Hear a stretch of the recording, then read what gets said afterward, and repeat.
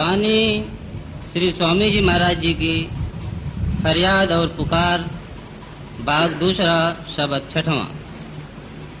नाम दान अब सतगुरु दीजे,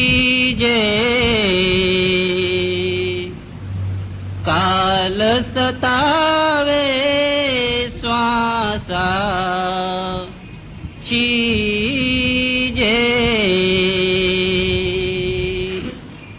यह बानी हजूर स्वामी जी महाराज की बानी है। संतों की जितनी बानी है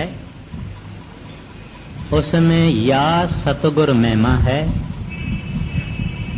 सतनाम की महिमा है, भक्ति की महिमा है, या चेतावनी की बानी है, या बेनती और प्रार्थना की बानी है।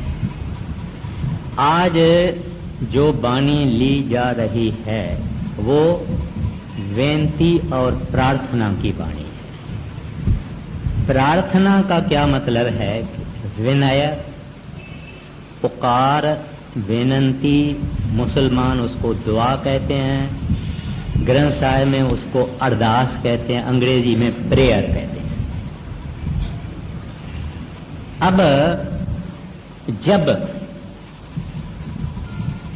हम लोगों की कोई ख्वाहिश, कोई आरज़ू, कोई तमन्ना पूरी नहीं होती है, हम उसको पूरा नहीं कर सकते हैं, हमारे बस से बाहर है,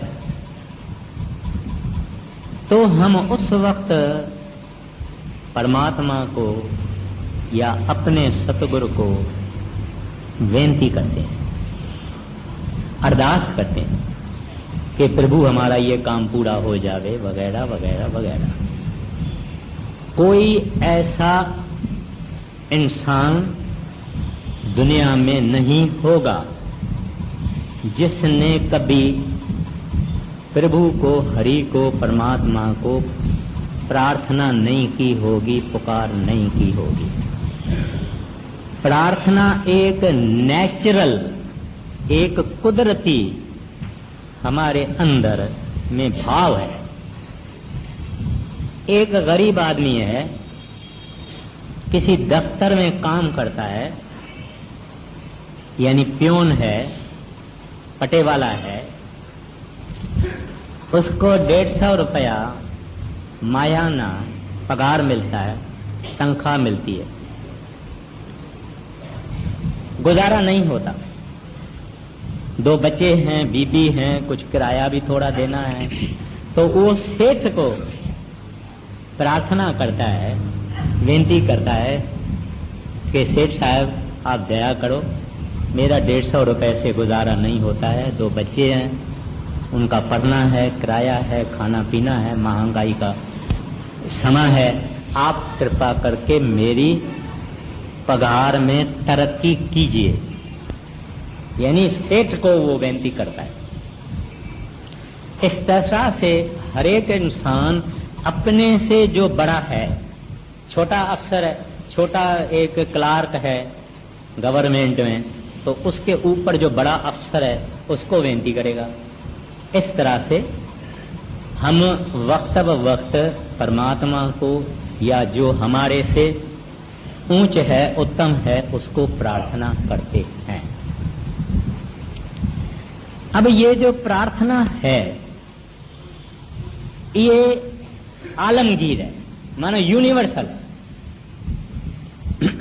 कभी एक भजन करने वाला आदमी है, भजन में बैठा, भजन हुआ ही नहीं, मन यहां भटका, वहां भटका, वहां भटका, वहां भटका, समझ में नहीं आता है, कहता है क्या करूं, मन नहीं लगता है, तो अंदर अंदर अपने सतगुरु को प्रार्थना करेगा, सच्चे पातशाह कुछ समझ में नहीं आता है, पापी तो हम हैं, गुनहगार भी हैं, नीच भी हैं, पतत भी हैं, कमजोर भी हैं, लेकिन बावजूद इन सब चीजों के आप हमारे ऊपर रहम करो।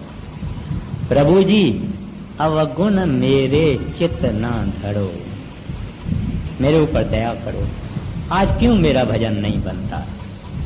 तो भी ये अंदर में अपने सतगुरु को विनती करता है ताकि इसका भजन करे। अब इसको प्रार्थना कहते हैं कि हमारे हृदय के अंदर जब कोई दुख हो, कोई तकलीफ हो, कोई कष्ट हो, कोई ऐसी चीज है जिसके लिए हम तरफते हैं, तो हमारे हृदय से पुकार निकल जाती है। अभी किश्ती में 5-6 आदमी बैठे हुए हैं, एलिफेंटा केव्स पर जा रहे हैं, एक तूफान आ गया, किश्ती डूबने लगी, ये क्या करेगा। जो किश्ती चलाने वाला है वो भी खुद डूब रहा है, किश्ती भी डोलती रहती है। हृदय से पुकार जाएगी कि हे प्रभु, हे वाहगुरु। हर एक मुसलमान कहेगा ए रब्बा, ए खुदा, रहमत करो, फजल करो। इस तरह से हर एक अपनी अपनी भाषा में, अपने मन में या बाहर या जबान से प्रार्थना करेगा, विनती करेगा कि हेल्प भेजो, दया करो, मेहर करो, बचाओ, बचाओ प्रभु, बचाओ। तो उसके हृदय से ये पुकार बाहर निकलेगी और हम कभी प्रार्थना के बगैर रह नहीं सकते। कई दुनिया में तकलीफें हैं, कष्ट हैं, हमारी समस्याएं हैं, प्रॉब्लम्स हैं। बच्चों को एक स्कूल में दाखिल कराना है, एडमिशन नहीं मिलती। अब उसको कोई कहता है कि 1000 रुपया दो तो मिलेगी। अभी गरीब कहेगा भाई मेरे पास 1000 रुपया कहां से आया। दूसरा नहीं तो मन में तो बोलेगा हे भगवान, हे प्रभु, मैं गरीब आदमी हूं, मेरा कोई इन्फ्लुएंस भी नहीं है, ये भी नहीं है, आप कुछ दया करो। तो ये है प्रार्थना जो हर एक इंसान करता है। जैसा जैसा उनकी तकलीफ, ऐसी ऐसी प्रार्थना। अब किसको हम प्रार्थना करें? सचमुच परमात्मा हरि गोविंद रब वाहगुरु अकाल पुरख को ही प्रार्थना करें, क्योंकि वो सबके साहिबों का साहिब है, सब साहिबों का साहिब है। इस वास्ते हम बड़े से बड़े को क्यों ना प्रार्थना करें। एक दफा राजा अकबर जंगल में चला गया, कहीं ऐसी गलत जगह पे चला गया। घोड़ा और आप, इसके आदमी भी अलग हो गए, पानी भी नहीं, खाना भी नहीं। देखा कि एक छोटी सी झोंपड़ी है, उसमें चला गया। वहां एक किसान था गरीब, उसके पास चला गया। उस किसान ने जो थी, दही थी, चटनी थी, कुछ भी था, उनको खिलाया पिलाया। और अकबर बादशाह बड़ा खुश हो गया, पानी ठंडा पी के। उसको कहता है सुनो भाई, मैं हूं बादशाह अकबर, तुम्हारे पास आया हूं, तुमने मेरी प्रार्थना, तुमने मेरी अच्छी आदर भाव किया है, खिलाया है पिलाया है, मेरा पेट बढ़ गया, मैं तुम्हारे ऊपर खुश हूं। मैं दिल्ली शहर में रहता हूं, कभी काम होवे तो आ जा। बोले वहां अगर आप अकबर बादशाह हैं, मैं आऊंगा, कौन पहचानेगा। तो अकबर ने अपनी एक मुंदरी रिंग उसको दे दी कि तू मेरे महल के बाहर, दरबार के बाहर ये दिखाना और आ जा। ऐसा कभी इत्तेफाक हुआ, इस किसान को जरूरत पड़ी, महल में गया, मुंदरी दिखाई, अंदर गया, उस रूम में रूम, कमरे में कमरा। आखिर में देखता है कि एक कमरा है जहां अकबर बादशाह गोडों पर बैठ के और मालिक को दुआ मांग रहा है, प्रार्थना कर रहा है। कह रहा है कि हे रब्बा, मेरी रैयत में बड़ा दुख है, बरसात कई वर्षों से नहीं हुई है, 4 पाए जानवर मर रहे हैं, गरीब बहुत दुखी हैं, रहमत करो, दया करो, बरसात लाओ। तो ये जो किसान गया वो दरवाजे पे सुनता है उसकी प्रार्थना। वो वापस निकलने लगा। इतने में अकबर भी उठा। उनको बताया गया कि एक आदमी आपको मिलने आया था, उसको मुंदरी भी थी आपकी, अब चला गया। अकबर ने कहा उसको ले आओ। ले आए। कहता है भाई तुमने मेरी बड़ी खातिर की थी, मैं तुम्हारे झोंपड़ी में आया था और आप वापस क्यों जाने लगे? कहते हैं जनाब आया तो था मैं कुछ मांगने को, लेकिन मैंने देखा आप ही खुद मांग रहे हैं, आप भी खुद मांगते हैं, इस वास्ते मैं भी उससे क्यों ना मांगूं जिससे आप मांग रहे थे।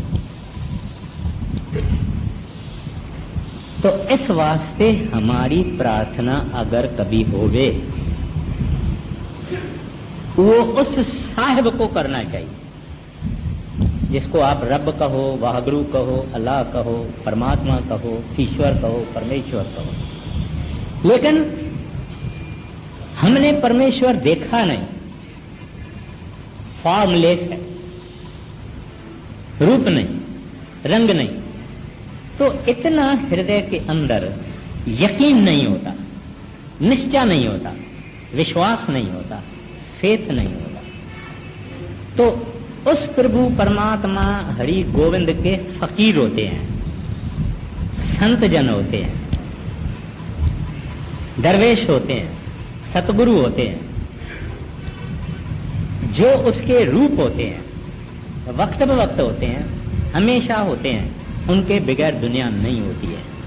तो प्रार्थना हमारी अपने सतगुरु के पास पहुंचनी चाहिए,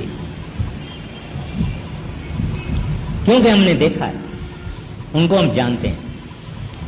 अब आपके मन में कई सवालें होंगे, सुनता कौन है? हम बहुत महाराज जी को प्रार्थना करते हैं, कोई जवाब नहीं आता वगैरह वगैरह, वो बात पर मैं आता हूं, लेकिन करनी उसको, अपने को। जो तो है प्रभु का भक्त, वो तो दुनिया की प्रार्थना करेगा ही। वो तो कहेगा बिन तुध हार जे मंगना, सिर दुखा के दुख दे नाम संतोखिया, तो उतरे मन की बुख। जो तो भक्त है, कष्ट में पड़ा हुआ है, कितनी तकलीफ में पड़ा हुआ है। एक मुसलमान फकीर था, पांव में बड़ा फोड़ा था, पांव में बड़ा बॉयल था, तो वो लंगड़े के माफक चलता था। तो किसी ने कहा उसको, भाई तू मालिक को प्रार्थना क्यों नहीं करता है कि तुम्हारा ये फोड़ा ठीक कर लेवे? कहता है प्रार्थना क्यों करूं? वो नहीं समझता है कि मेरे को क्या तकलीफ है, वो नहीं जानता है कि मेरे को क्या तकलीफ है। मैं तो ये शुक्र करता हूं कि ये फोड़ा मेरी आंख में नहीं है। अब ये जो रवैया है, ये है भक्तों की। भक्त और भगवान का आपस में एक खास रिलेशन होता है। तो वो किस चीज की प्रार्थना नहीं करते, अगर करते हैं तो कहते हैं आपकी जरूरत है। बीबी राबा बसड़ी प्रार्थना करती है कि हे प्रभु, अगर मैंने नरकों के दुख से, डर से, अगर मैंने नरकों के डर से आपकी भक्ति की है तो जरूर मुझे नरकों में डालना। अगर मैंने बहिश्त यानी स्वर्ग यानी वैकुंठ, अगर मैंने स्वर्ग की आशा रख के आपकी भक्ति की है तो मुझे स्वर्गों में नहीं भेजना। लेकिन अगर मैंने आपको हासिल करने के लिए आपकी भक्ति की है तो अपने दीदार से महरूम नहीं करना। Don't deprive me of your holy glance. अब यहां भी एक भक्त है, कहता है मैं नरकों से नहीं डरता हूं, मुझे इसको स्वर्गों की आशा नहीं है, मेरे को तो आपकी लोड़ है और आपको ही प्रार्थना करता हूं कि जल्दी दीदार करवाओ, दर्शन दे। अच्छा, तो इस तरह से अपने को अगर प्रार्थना करनी है तो अपने संत सतगुरुओं को करना चाहिए। वाणी कहती है ग्रंथ साहिब की, सुख दाता भय भंजनो। कहते हैं संत जन सुख दाता होते हैं, सुख देने वाले होते हैं। भय भंजनो, हमारा डर, हमारा भय, हमारा फियर, उसको नाश करने वाले होते हैं। तिस आगे कर अरदास, कहते हैं उसके आगे अरदास करो, उसके आगे प्रार्थना करो। जो दुखों को निवारण करने वाला है, डर सब हमारा निकालने वाला है। मेहर करे जिस मेहरबान, कहते हैं वो मेहरबान है। मेहरबान का क्या मतलब है? दयालु, बख्शिश करने वाला, माफ करने वाला, रहमत करने वाला, कहते हैं वो मेहरबान है। आगे कहते हैं ता कारज आवे रास, मेहर करे जिस मेहरबान ता कारज आवे रास। कहते हैं प्रार्थना करो उस प्रभु को, उस सतगुरु को जो भय भंजनो है, जो सुख दाता है, उसके आगे अरदास करो। वो मेहरबान है और हमारे कार्य रास करने वाले हैं, कार्य पूरे करने वाले हैं। तो ये प्रार्थना किसको करनी चाहिए? या एक मालिक को, या उसका प्रतिनिधि संत सतगुरु दरवेश फकीर औलिया, पूरा कामिल। फिर प्रार्थना का ये मतलब नहीं है कि हम पुरुषार्थ ना करें, माना मेहनत ना करें, कोशिश ना करें। प्रार्थना के साथ साथ हमारा पुरुषार्थ, मेहनत, एफर्ट, कोशिश करनी जरूर होनी। एक लड़का है, इम्तिहान देने का दिन है, सुबह को देरी से उठा है। अब सोचता है कि मैं इम्तिहान तक नहीं पहुंचूंगा, दरवाजे बंद हो जाएंगे। अब वो प्रार्थना करता है सतगुरु को, हजूर सच्चे पातशाह देरी हो गई है, दया करो। इसके साथ साथ उसको कदम भी जल्दी आगे उठाना चाहिए। ये ना कि बैठ जावे, आप ही तो नहीं वहां पहुंच जाएगा इम्तिहान के हाल में। गुरु को भी दया करने का ढक के करता है, वो दिखा के नहीं करता है, यानी छुपा के करता है। उनको जरिया देना चाहिए। एक बीबी थी, मिसेस कपूर है, बड़ा सत्संग घर बन रहा था। वो छोटा सा लड़का भी ले आई, यानी छोटे बच्चों को हम कहते हैं ना सेवा करो सेवा करो, छोटा सा उसका लड़का था, उसको भी ले आई थी। तो वो ईंट बेचारा उठा रहा था, एक ईंट सिर पर उठा रहा था, एक।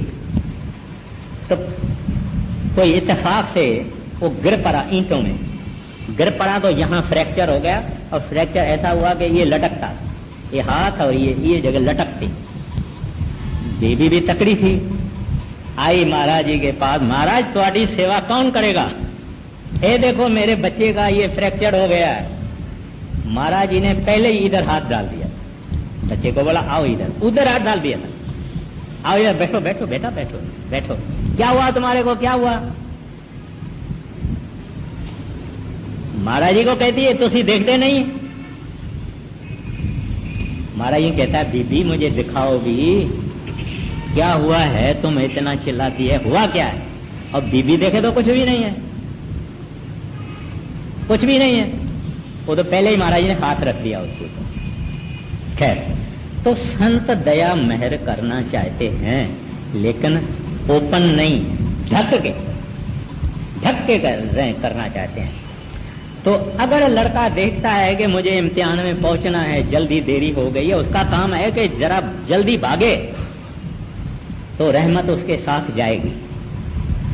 कुछ भी करेंगे, वो मालिक है, करना चाहें कर सकते हैं, लेकिन हमारा काम है कि उसके साथ साथ पुरुषार्थ करना, मेहनत करना। अब कोई आदमी बीमार है तो प्रार्थना करेगा, साथ साथ में डॉक्टर का इलाज भी जरूर करना, परहेजगारी भी करना, यानी कि पुरुषार्थ हर हालत में करना।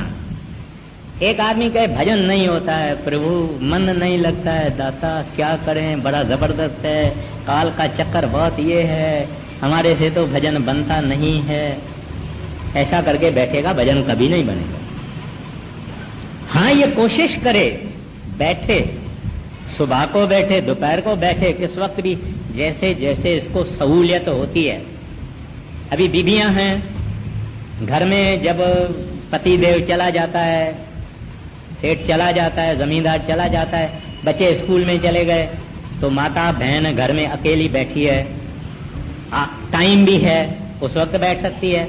मतलब बैठना, मेहनत अपनी करना, कोशिश अपनी करना, साथ में प्रार्थना करना कि सच्चे पातशाह हम कमजोर, गुनहगार, काले हमारे करतूत, बुराई के सिवाय हमारे पास कुछ भी नहीं, आपके सामने खड़ा रहने के भी हम लायक नहीं है प्रभु, लेकिन तेरे आसरे बैठते हैं, तू हमारा आसरा है, तू हमारी टेक है, आप दया करो, मेहर करो, मैं भजन नहीं कर सकता, आपके आसरे बैठता हूं प्रभु। अब प्रार्थना चली गई, साथ साथ में इसने उद्यम किया। ग्रंथ साहब की बानी कहती है, उद्यम करो बड़ भागियो, है वड भाग्य ने बड़े भाग वाले नाम मिला है, उद्यम करो बड़ भागियो। कहते हैं उद्यम करो, उद्यम करो माना पुरुषार्थ करो, मेहनत करो, करनी करो, अभ्यास करो, साधना करो, गुरु की मेहर मिलेगी। इट इज कपल्ड, भजन के साथ मेहर बांधी हुई है, करेगा मिलेगी, ना करेगा ना मिलेगी। ये भजन से दया मेहर पैदा होती है, रहमत उससे पैदा होती है, जो नहीं बैठेगा नहीं मिलेगी। खैर, अब ये हो गया कि प्रार्थना हमारी किसको करना चाहिए। फिर ये हुआ कि पुरुषार्थ छोड़ देना चाहिए क्या? नहीं, पुरुषार्थ करना चाहिए। अभी डेरा है इतना बड़ा, डेरे को महाराज जी लंबी लंबी 8 फुट की दीवार लगाते हैं, सारा कंपाउंड वाल लगाते हैं। वो मालिक हैं, हवा क्या, अग्नि क्या, पानी क्या, मट्टी क्या, सब उसके हाथ में है, सब उसके हाथ में, जो करना चाहे करें। लेकिन वो भी पुरुषार्थ करते हैं, रूहानियत नहीं चलाते हैं। महाराज श्री कृष्ण ने गीता के अंदर भी यही कहा है कि मैं भी खाली नहीं बैठता हूं, मुझे भी कर्म करना पड़ता है। तो इस वास्ते कर्म, मेहनत, साधना करनी जरूर करनी है, सुस्तों का काम नहीं है। अगर हम चाहते हैं कि एक दिन परमात्मा हरि गोविंद का दर्शन करें, तो ये काम सुस्तों का नहीं है, सुस्तों से ये नहीं होता। दुनिया में भी जितने आप देखते हैं जो कुछ बन रहा है, सुस्तों से नहीं बना, मेहनत करने वालों से बना। तो ये परमार्थ में तो बहुत मेहनत चाहिए। अब दूसरा सवाल आया कि हमारी प्रार्थनाएं कबूल क्यों नहीं होती है। हम ये कहते हैं कि भाई हमने तो प्रार्थना की, कबूल नहीं हुई, होता नहीं है। हमको अगर प्रार्थना करनी चाहिए, पहले पहले तो कोई नीच प्रार्थना नहीं करनी चाहिए। नीच माना एक दुकानदार है, उसके सामने दूसरा भी दुकानदार है, दोनों कपड़ा बेचते हैं या दोनों ज्वेलरी बेचते हैं। अब एक आदमी कहता है, हे भगवान, इसके पास एक ग्राहक नहीं जावे, सब ग्राहक मेरे पास आवे। ये प्रार्थना कबूल नहीं होगी, ये गलत प्रार्थना।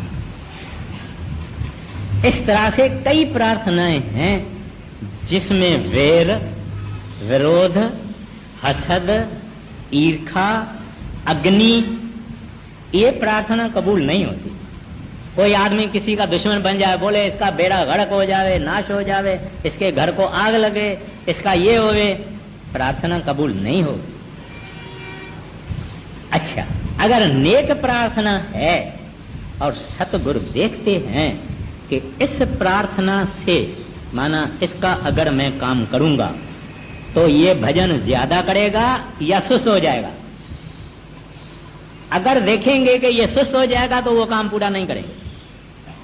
अगर देखेंगे कि इसने मांग ऐसी मांगी है जिसमें ये आगे बढ़ेगा तो पूरा कर देंगे, नहीं तो नहीं करेंगे। वो देखते हैं। और फिर दूसरा, हमको सब्र भी होना चाहिए, सब्र भी होना चाहिए। अगर कोई मां कहती है मालिक को, हे प्रभु मेरे घर में 7 लड़कियां हैं, एक तो लड़का दे दो। मैं आम रवाजी तरह से कई हालातें होती है दुनिया में, तो वो औरत 1 महीने में तो लड़का आशा नहीं रख सकती है ना, उसको 10-12 महीना ठहरना पड़ेगा, 15 महीना भी ठहरना पड़ेगा। तो इस तरह से सब्र होना, धीरज होना और देखना कि क्या मालिक करते हैं, उसकी मौज क्या है। और कभी कभी हमारी वो बात 6 महीने के बाद पूरी हो जाती है, कभी 2 महीने के बाद पूरी हो जाती है, कभी नहीं होती है। लेकिन वो ऑल वाइज है, सियाने से सियाना है, जो ठीक समझता है वो देता है। मां कभी अपने बच्चे को जहर देगी? अगर बच्चे को बुखार है, ताप है, फीवर है 104 डिग्री, तो मां उसको आइसक्रीम तो नहीं खिलाएगी, नहीं खिलाएगी। इस तरह से संत सतगुरु अपने सेवकों की सब प्रार्थनाएं पूरी नहीं करते। और जो रोज रोज बोलता है मेरे को ये चाहिए, कल फिर बोले और ये चाहिए, कल फिर और चाहिए, फिर ये चाहिए, फिर ये चाहिए, उसका भी कुछ नहीं काम होगा। पहले तो प्रार्थना के लिए ये जरूरी है कि जब प्रार्थना करना तब अपना आप भूल जाना, माना अपने सतगुरु को करना या वाहगुरु को करना। वाहगुरु भी किसी की ख्वाहिश पूरी करेगा तो किसी संत महात्मा के जरिए पूरी करता है, और एकदम उसमें पूरा विश्वास होना और एकाग्रता से करना, यानी एब्सॉर्प्शन, यानी मगन होना। तभी उसके साथ हमारी कम्युनिकेशन होती है, हमारी आवाज वहां जाती है, हमारा ख्याल वहां जाता है।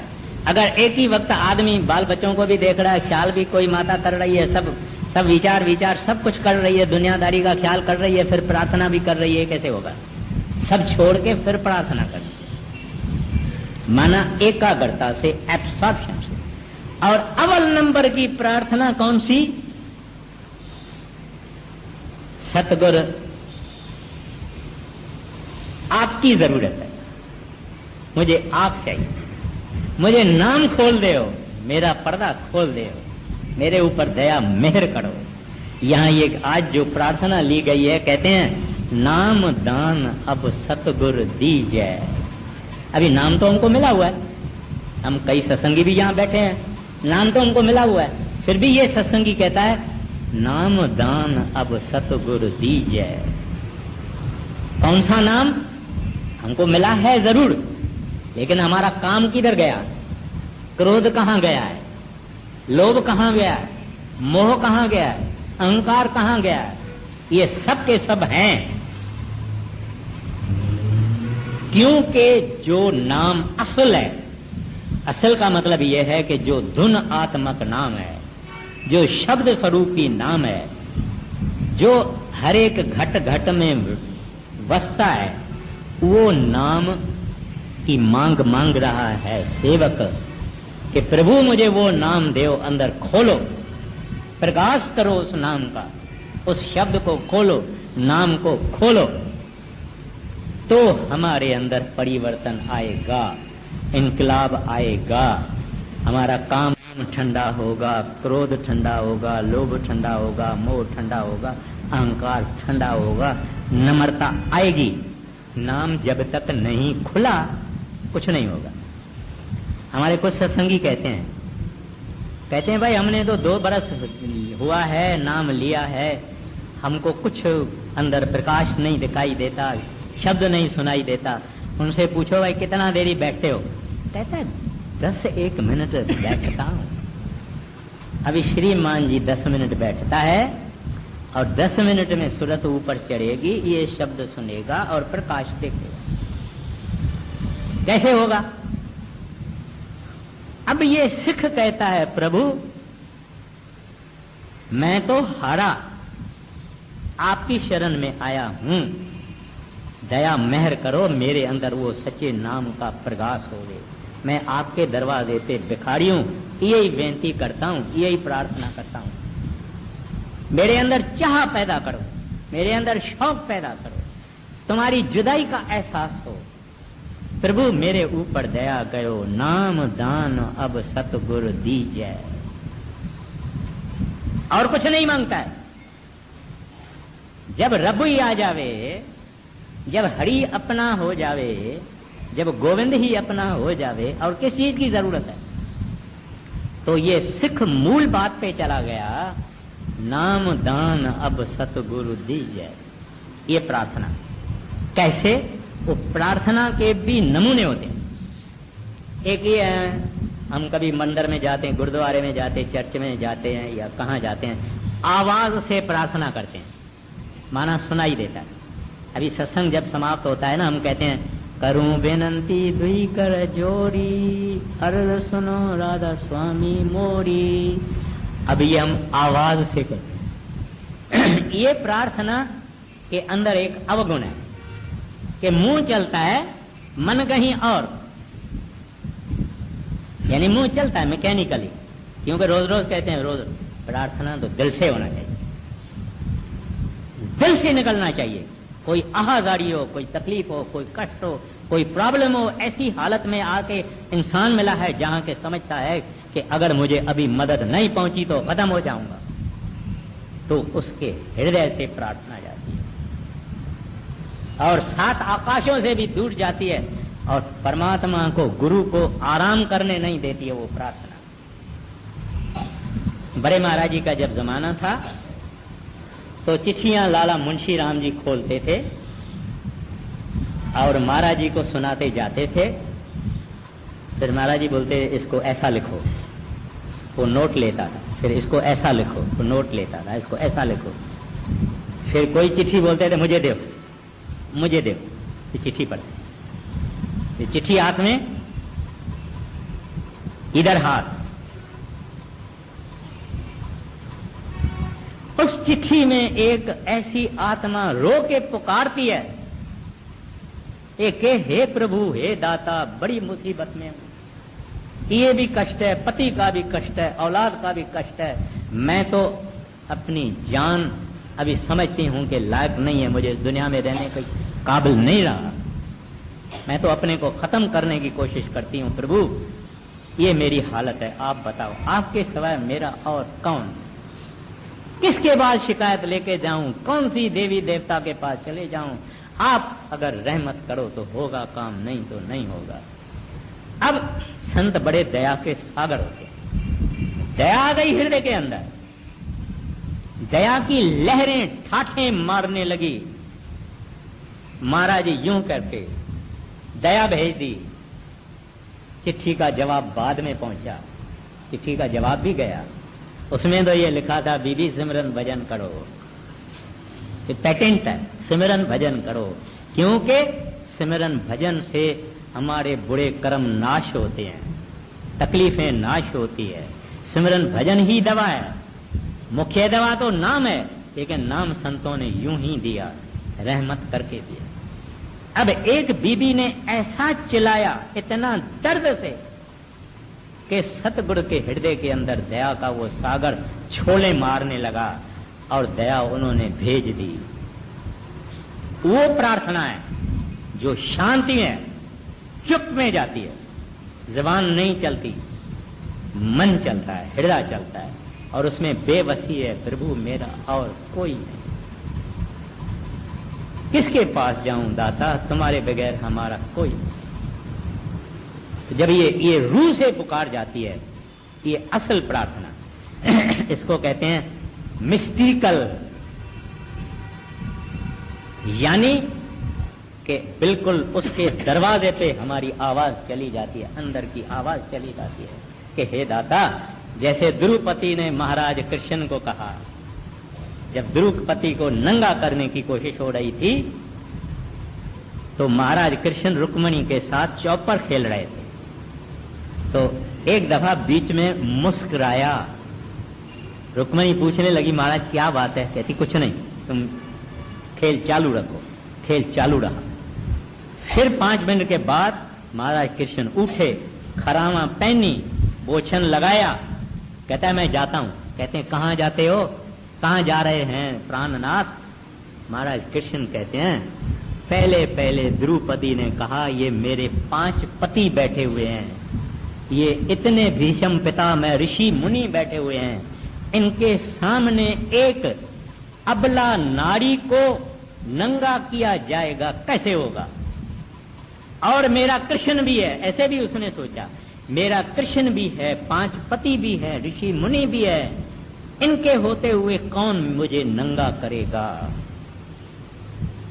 कहते हैं अब कहती है महाराज कृष्ण तुम्हारे सिवाय और कोई नहीं, क्योंकि 5 पति कुछ नहीं कर सकते थे, कोई ऋषि मुनि उठ नहीं सकता, भीषम पिता में कुछ नहीं कर सकता था। साड़ी में हाथ डाला गया। उस वक्त रूह की पुकार कही, हे प्रभु महाराज कृष्ण मेरी लाज रखो। महाराज कृष्ण बोले रुक्मणी को, अब भी फकत मेरे को याद करती है, इस वास्ते जाना पड़ेगा। मगर वो प्रार्थना द्रुपति की प्रार्थना नहीं थी, ये रूह की आवाज थी, और वो रूह की आवाज एक दर्दमंद दुखी अबला नारी की आवाज संतों महात्माओं को हिला देती है। तो ये प्रार्थना है जिसको कहते हैं मिस्टिकल, एक गैबी प्रार्थना। बाकी एक प्रार्थना है, वो ये है कि चुपचाप शांति में हमेशा मांगते रहना, दाता ये मेरा आखिरी जन्म है, ये मेरा आखिरी जन्म है, दूसरा जन्म नहीं लेऊंगा, मुझे और कोई ख्वाहिश नहीं चाहिए, कुछ नहीं चाहता हूं, आपको चाहता हूं, जब चाहे तब ले जाना, मगर मैं तैयार हूं। यानी चालू है इसकी प्रार्थना। प्रार्थना ऐसा नहीं है कि हम एक रूम में कमरे में जाके प्रार्थना करें, चलते चलते हमारे मन में जो चीज है वो हमारी प्रार्थना है। अगर ये कहता है प्रभु दूसरा जन्म मुझे लेना नहीं है, ये मेरा जन्म है, दुख सुख जो देना है दे दो, ख्वाहिशे वाहिशे मेरे पास कुछ नहीं है, जब चाहिए ले जाना, मेरा बिस्तरा गोल है, ये प्रार्थना है। खामोश में हमेशा कोई सिख कुछ मांगता है, कोई सिख कुछ मांगता है, कोई सिख कुछ मांगता है, कोई कुछ मांगता है। अगर प्रभु मिलन की बात है, हरि मिलन की बात है, वागड़ू मिलने की बात है, तो वो सुनते हैं, क्योंकि असल प्रार्थना है। मौजूद है महाराज जी कहते हैं your meditation is your prayer. ये आला से आला प्रार्थना है जब हम भजन में बैठते हैं, आंखें बंद, दुनिया से निकल गए। जब आंखें बंद हो गई हम दुनिया से निकल गए, हम अंदर है, हमारा हेडक्वार्टर भी बदल गया। हमारा हेडक्वार्टर नहीं तो ये दुनिया है। आंखें जब बंद हुई, ख्याल जब सिमटा हो गया, हेडक्वार्टर बंद, बाहर वाला हेडक्वार्टर खत्म है। अभी इनर हेडक्वार्टर है, अंदर का हेडक्वार्टर है, अंतरी हेडक्वार्टर है। आंखें बंद करके ये आगे चले, आगे चले, आगे चले, आगे चले, आगे चले, आगे चले, जब तक जिंदा मर जावे और वापस आ सके। तो मेडिटेशन प्रेयर है। जब आदमी पूरे सतगुरु का चिताया हुआ जब भजन में बैठता है, सरदार बहादुर जी महाराज कहते हैं एक सेकंड भी अगर वो शब्द को सुने, एक सेकंड के लिए परमात्मा की दरबार में उसके हाजिरी लग जाती है।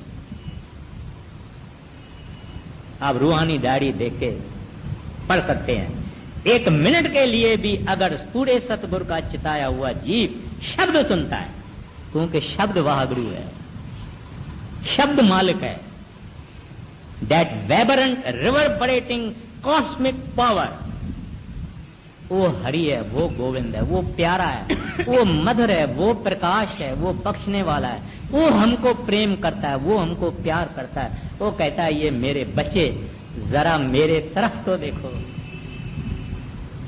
वो ही संतों का रूप धारण करके आता है। अपने टाइम में कबीर साहब बन के आए, अपने टाइम में गुरु नानक साहब बन के आए, अपने टाइम में गुरु अंगद साहब बन के आए, अपने टाइम में गुरु अमरदास साहब बन के आए। ऐसे पाशाइयां आई।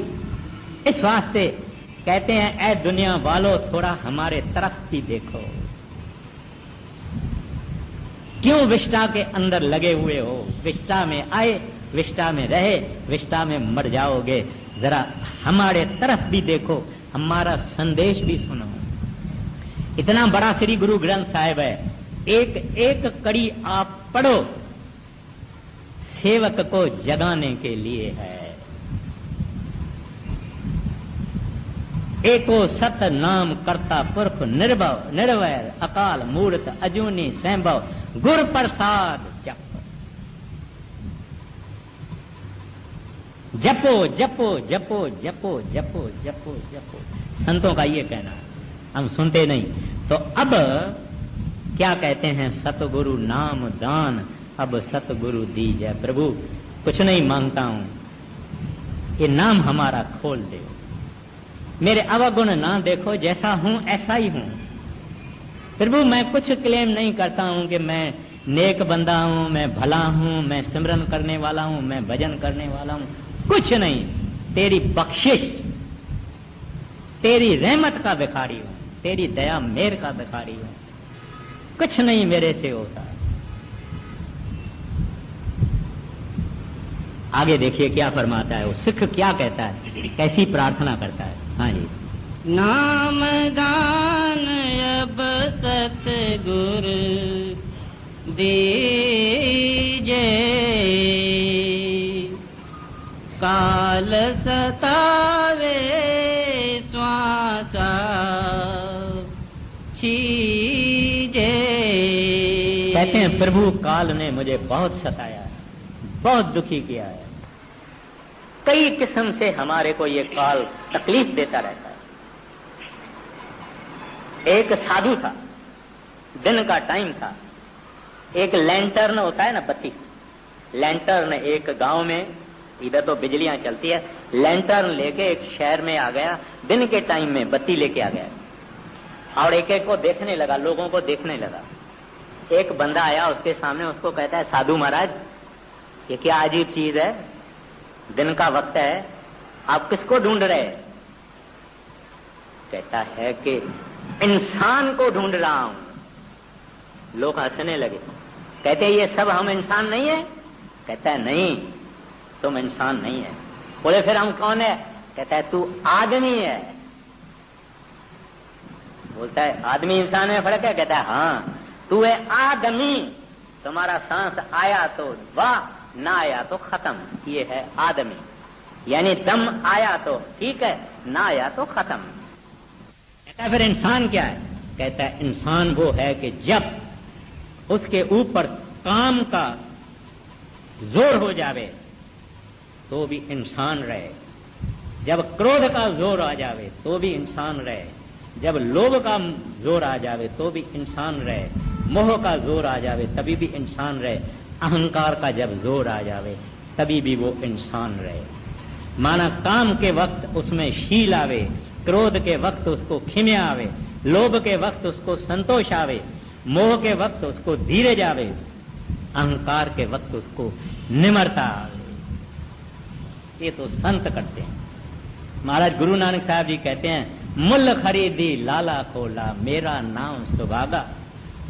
कहते हैं प्रभु आपने मुल खरीदूं, तुम्हारा गुलाम, बिक्री किया हुआ हो।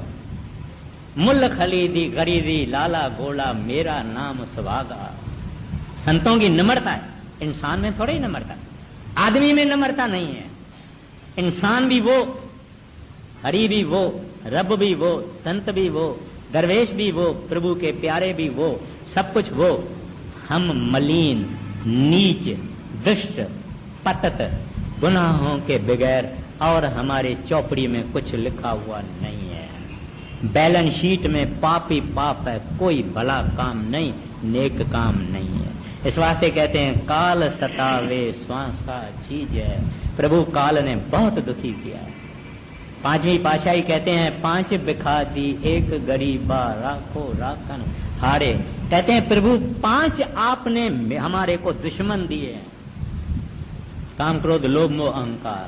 ग्रंथ साहब की वाणी है 5 बिखादी 1 गरीबा राखो राखन हारे। कहते हैं मैं एक ही हूँ गरीब, 5 ये आपने हमारे साथ दुश्मन रखे हुए हैं, अभी राखो इनसे, मुझे बचाओ। तो ये यहाँ सुख कहता है काल सतावे स्वांसा छीजे, बहुत दुखी करता है प्रभु। हम सबको मालूम है कि लोभ हमारे से क्या करवाता है, काम हमारे से क्या करवाता है, अहंकार क्या करवाता है, कितना निंदा गिल्ला ईर्ष्या, ये सब चीजें हमको कितनी तकलीफ देते हैं, आग से ज्यादा जलाती है। इस वास्ते कहता है नाम प्रकट करो, शांति आ जाए। आगे दुख पावत मैं निस दिन भारी, गही आय अब ओट तुम्हारी।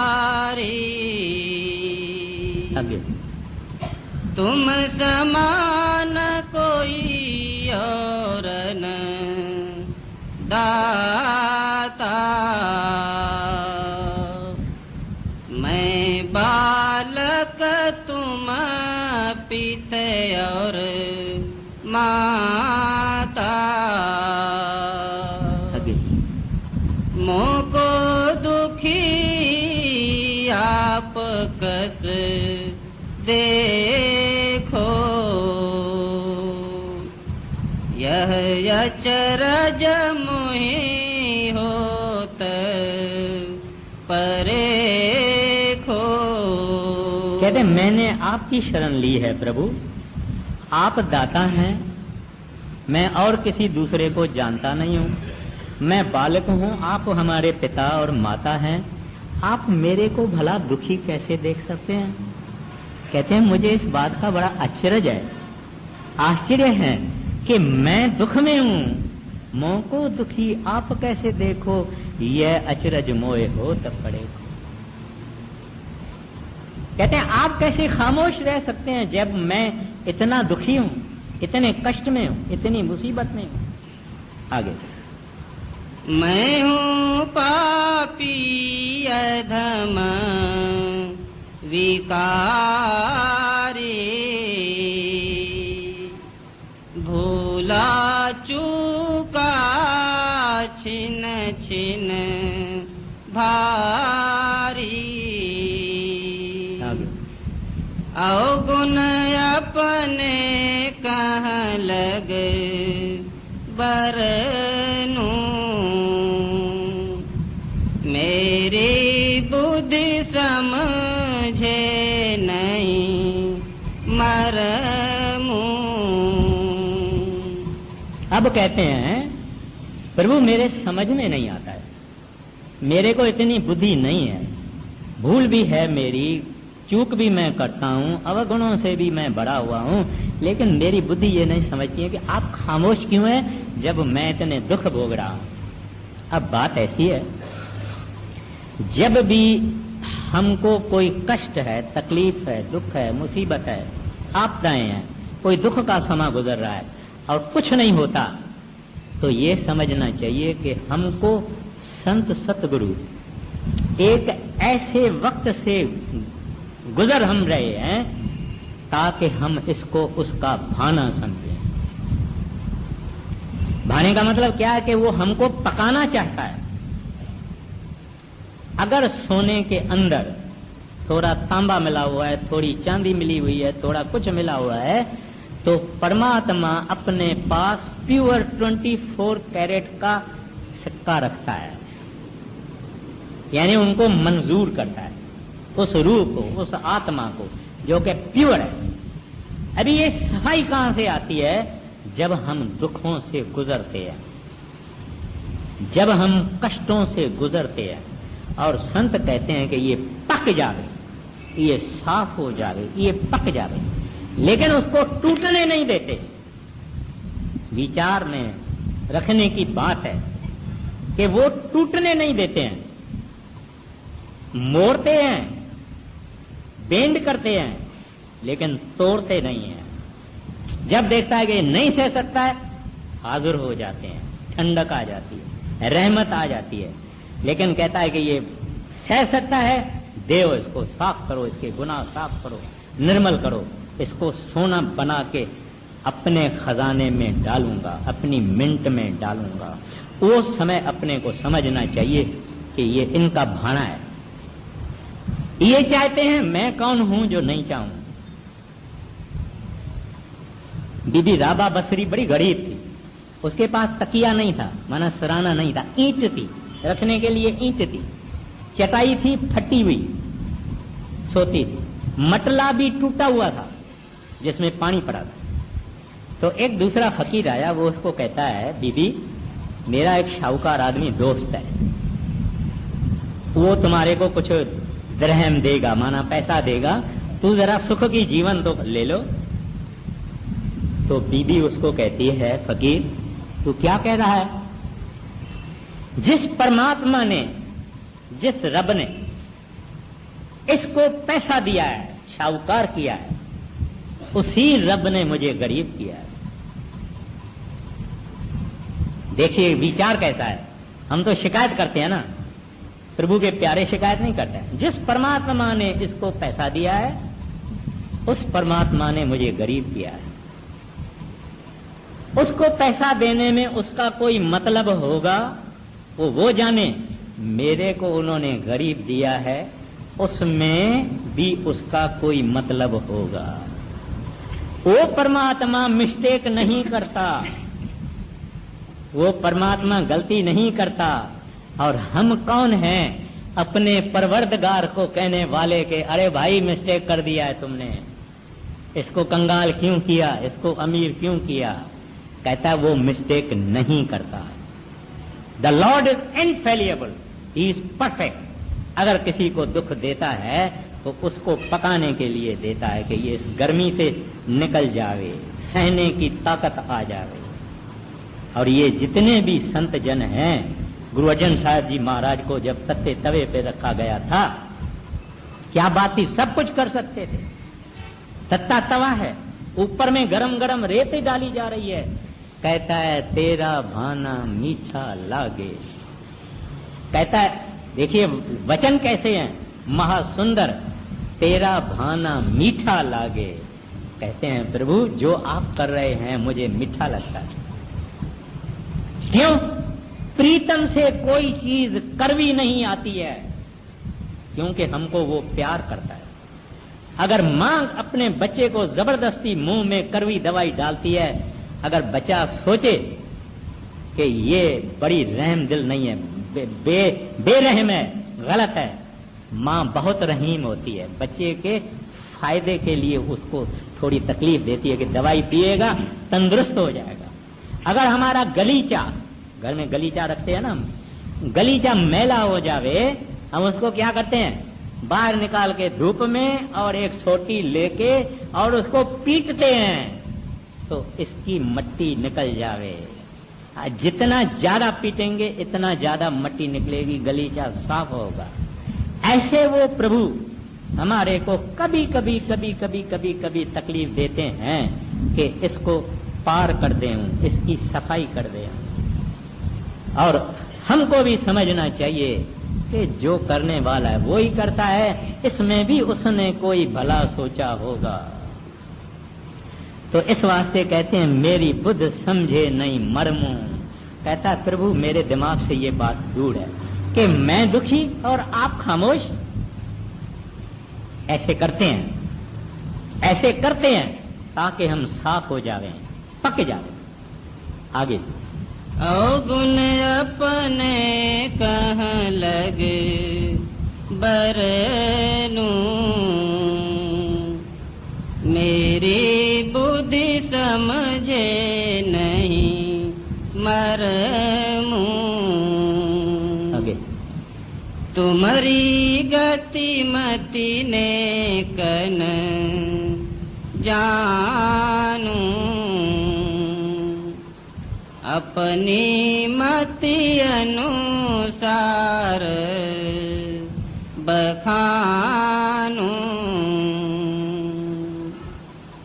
तुम समर्थ और अंतर जामी